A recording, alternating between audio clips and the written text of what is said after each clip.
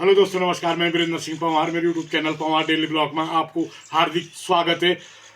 आज मैं आपको फिर दूसरी वीडियो ला रहा हूं जो मयाली और गुप्तकाशी हाईवे यानी यात्रा रोड बनाने के संबंध में जो पिछली बैठक थी वो ग्राम पंचायत जखोली बड़मा माँ दुनगरा देवी के प्रांगण में हुई थी। आज दूसरी बैठक इसी संबंध में ग्राम पंचायत डडोली में हुई है और सभी वक्ताओं ने अपने विचार रखे हैं और एक स्वर में सभी लोगों ने आवाज़ दी है कि इस रोड को यात्रा रोड के लिए खोला जाए, जिससे जो है इस क्षेत्र के जो भी लोग हैं जो अपने दुकानें या अपने ढाबा इस रोड पर खोल सके, जिससे जो है इस क्षेत्र के जो बेरोजगार युवा हैं उनको एक रोजगार मिल जाए। इसी संबंध में आज दूसरी बैठक ग्राम पंचायत डडोली में थी और तीसरी बैठक बसुकेदार में होगी।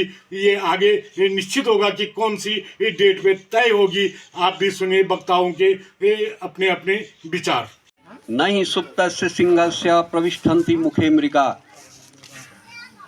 मैं शाणेश्वर महाराज की इस भूमि पर और यहाँ पर भी ये देवस्थली है और विशेष रूप से ग्राम पंचायत डडोली की संपूर्ण जनता का मैं आभार व्यक्त करता हूँ और यहाँ की प्रधान और निवर्तमान प्रधान, निवर्तमान सदस्य और वर्तमान सदस्य, महिला मंगल दल अध्यक्षा, युवक मंगल दल अध्यक्ष और इस क्षेत्र के मैं उन सभी गाड़ी चलाने वाले भाइयों को भी एक निवेदन करूंगा, क्योंकि ये मुहिम सबसे ज़्यादा उनके हित में भी होगी।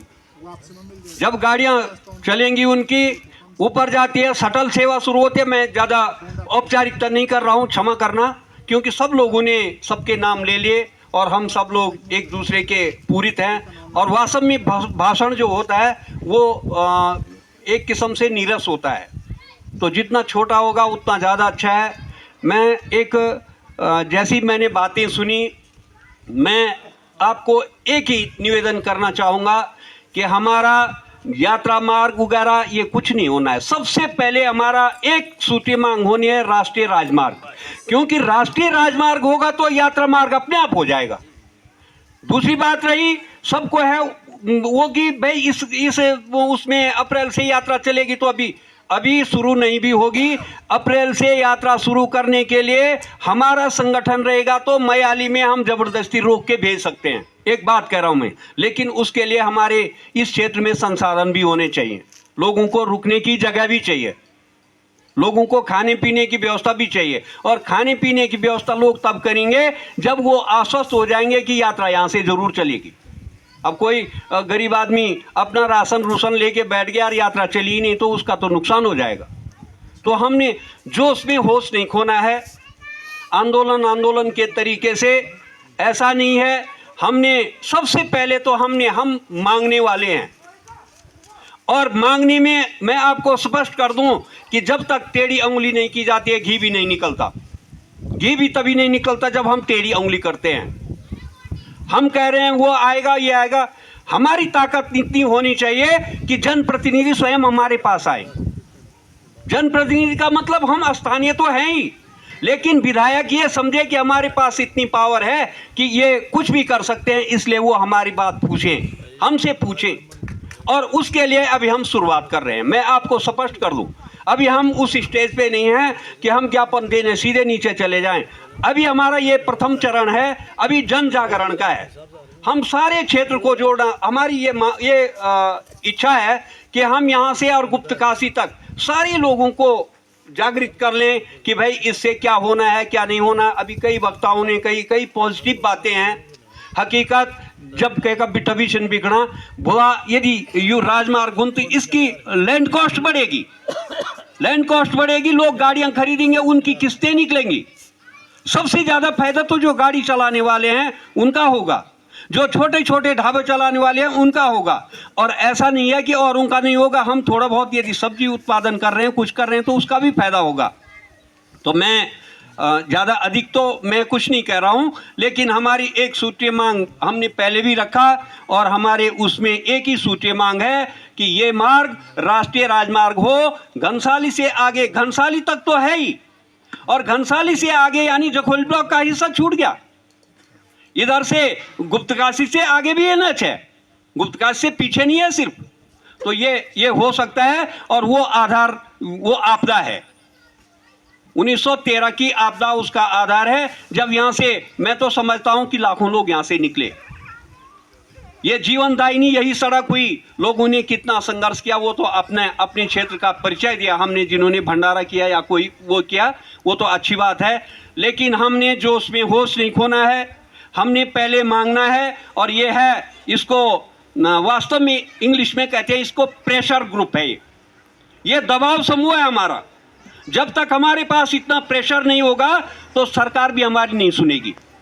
और वही हासिल हमारे ये जो सैनिक स्कूल था उसका हुआ, 10 करोड़ खर्च होने के बाद भी यथावत स्थिति में है। तो मैं समझता हूँ, कहते हैं well begun is half done. हमारी अच्छी शुरुआत आधे कार्य को पूरा होने की एक व्यवस्था होती है। यदि हम बिल्कुल निष्पक्ष रूप से हम उन लोगों को, चाहे वो बल्कि यदि छोटा भी है, यदि उसके सुझाव और उसका त्याग वो कर सकता है तो वो भी जुड़ सकता है। हमें बुजुर्ग भी चाहिए और जवानों की तो ज़रूरत है। जवानों को नियंत्रित करने के लिए बुजुर्ग आदमियों की इस समिति में बहुत ज़रूरत है, क्योंकि कई लोग बहुत उग्र हो जाते हैं। हमने ना उग्रता अपनानी है, ना कुछ करना है। हमारा सबसे पहला, ये पहला चरण है, हमने सबसे पहले जन जागृति अभियान चलाना है, सीधे पूरी सड़क के उस तक, यानी आप ये लगाइए गुप्तकाशी तक। गुप्तकाशी से पीछे हमने ऐसा भी विरोध नहीं करना है कि भाई वो यात्रा वहाँ से न जाए। अरे वहाँ से तो यात्रा ऑलरेडी जाती है, श्रीनगर होते हुए बहुत ज़्यादा यात्रा नीचे चली जाती है, ऊपर तो कम लोग आते हैं। जब मैं और घनसाली तक आ रही है, घनसाली से ऊपर आती है तो सड़क चौड़ी हो जाएगी, तो वो हो जाएगा। इस मुगालते में कदापि नहीं रहना कि 80 करोड़ हो गए, कुछ हो गई, वो ऐसे ही चले जाते हैं। यदि हम जागरूक नहीं रहेंगे, हम उसकी चौकीदारी नहीं करेंगे तो वो पैसा नहीं आएगा। मैं कह रहा हूँ दावे के साथ। हमने प्रशासन को भी देख रखा है, शासन को भी देख रखा है। लेकिन यदि हम बिल्कुल धीमी गति से चलें लेकिन निश्चित पहुंचे, हम कछुए की चाल नहीं चलेंगे। तो मैं अधिक न कहते हुए, और आपस में हम एक दूसरे को मेल मुलाकात हमारी होती रही, सबसे बड़ी बात तो हमारी हो। अब दूसरी बात ये आती है कि इसके फायदे तो सारे लोगों ने बता दिए। अब दूसरी बात ये है कि इसको बनाना कैसे है, इसकी रणनीति हम कैसे बनाएं। ये तो सभी लोग चाहते हैं कि मयाली गुप्तकाशी मोटर मार्ग बने, अब बनाना कैसे है। तो इसके लिए हमने रणनीति बनानी है माननीय अध्यक्ष जी, कि हम लोगों की 11 की समिति बने, 21 की समिति बने, और वो समिति कब देहरादून जाए, कब प्रस्ताव बनाए, किस प्रकार का प्रस्ताव बनाए, क्या मुख्यमंत्री को कब मिलना है, मंत्री को कब मिलना है, पर्यटन मंत्री को कब मिलना है, ये तमाम बातें हमको यहाँ पर करनी होगी और ये रणनीति बनानी होगी। अब इसके फायदे नुकसान पे हमें नहीं जाना है, नहीं बोल रहे इसके, तो जब बनेगी तो फायदे ही फायदे हैं। सबको रोजगार मिलेगा, सब अपने स्तर से काम करते रहेंगे, सब कोई होम स्टे बनाएगा, दुकान इत्यादि सब होते रहेंगे। लेकिन प्रथम काम हमारा ये है कि हम इसकी रणनीति बनानी है कि हमको इस मोटर मार्ग को बनाने के लिए किस किस अधिकारी के पास, किस किस नेता के पास, कहाँ कहाँ हमको जाना है। और निश्चित रूप से जो सरकार है, हमें मुख्यमंत्री जी के पास, मंत्रियों के पास और अपने विधायकों के पास जाना है। तो 11 लोगों की आप ऐसी समिति यहाँ पर एक बना दें। और दूसरी सबसे बड़ी बात ये आती है कि जैसे कि जय ओम प्रकाश जी ने कहा कि आर्थिक रूप से मदद, तो आर्थिक रूप से मदद मेरा ये सुझाव है कि जब हमारा कुठेड़ा से ये शुरू होता है, जहाँ तक ये होता है, तो ग्राम पंचायत प्रधान और क्षेत्र पंचायत के सदस्यों पे आप निश्चित कर दीजिए 1,000 रुपया, 500 रुपया, जो भी आप समिति निर्धारित करती है कि आपको ये पैसा देना है। और बाकी जो हैसियत चंदा है, हैसियत चंदा लोग देते रहेंगे।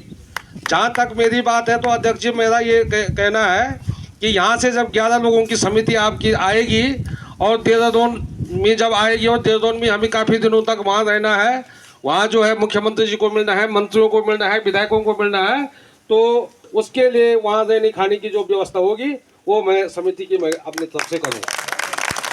वहाँ पर वो सहयोग होगा। और बाकी जिस अधिकारियों से समय लेना है, सचिव से समय लेना है, विधायक से समय लेना है, मुख्यमंत्री से समय लेना है, वो काम भी मैं वहाँ रहता हूँ तो वो काम भी करूँगा।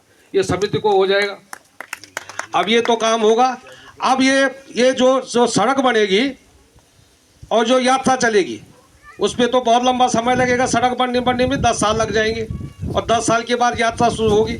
मेरा सुझाव ये है कि हम एक प्रस्ताव ऐसा भी बनाई कि जो 2026 की जो यात्रा है होने वाली अप्रैल से, उसमें वन वे अगर यहाँ से आई ना तो यहाँ से जाई बान। और पिछले 3 दिनों तक हमने इस यात्रा को चलाया भी था 2025 में, लेकिन किन्हीं कारणों से नहीं चल पाई और नीचे के लोग फिर धरना प्रदर्शन करने लगे और ऊपर के लोग कोई हमारा साथ उस समय नहीं आए। 3 दिन तक ये यात्रा चली थी और ये मयाली में बैठ करके मैंने स्वयं गाड़ियाँ ऊपर भेजी थी, स्वयं गाड़ियाँ ऊपर भेजी थी, लेकिन 3 दिन तक तो पूरे हफ्ते मैंने तो मैं भी मयाली में नहीं बैठ सकता था। उसके बाद जब मैं वहाँ से हटे तो यात्रा स्वतः ही नीचे से चलने लग गई। यहाँ के लोग बिल्कुल सुस्त हो गए, चुप हो गए। हमारा ये प्रस्ताव है, ये हम मंत्रियों से, पर्यटन मंत्री जी से, मुख्यमंत्री जी से निवेदन करेंगे कि आप अगर भारी वाहन नहीं भी चलाते हैं इस रोड पे तो हल्का वाहन जितनी आएंगे, छोटे वाहन जितनी आएंगे उतनी आप इस मार्ग से भेजिए और जो बस इत्यादि बड़े वाहन है उनको आप नीचे से भेजिए, तो यहाँ ये हो जाएगा। फिर यहाँ पर अगर सड़क नहीं जा सकते, अगर उसमें कोई अड़चन आएगी, वह अड़चन हुआ कई जगहों पर हुआ, वो भी समस्या आई। और फिर समस्या ये आई कि उनका ये भी था कि यहाँ पर भोजन पानी इत्यादि रहने की व्यवस्था लंबे रूट तक नहीं है, उसके लिए भी हमें व्यवस्था करनी पड़ेगी। उसके लिए भी हमें अपने भाई बंधुओं को कहना पड़ेगा कि हम बड़े ढाबे बनाए इत्यादि बनाए, इस प्रकार से बनाई। और 2026 से हमने ये संकल्प लेना है कि 2026 से हम इस रूट पे यात्रा चलाएं। जब इस रूट पे यात्रा चलेगी तो तभी हम आगे वो हो पाएंगे। फिर मेरा सुझाव ये भी है कि इसको हम मयाली गुप्त काशी के बजाय अगर आप सब लोग सहमत हो तो इसको घनसाली से, ये ऑल वेदर नहीं बनी है, घनसाली मयाली गुप्त काशी ये NS बनाने की बात आएगी तो निश्चित रूप से बहुत जल्दी होगा।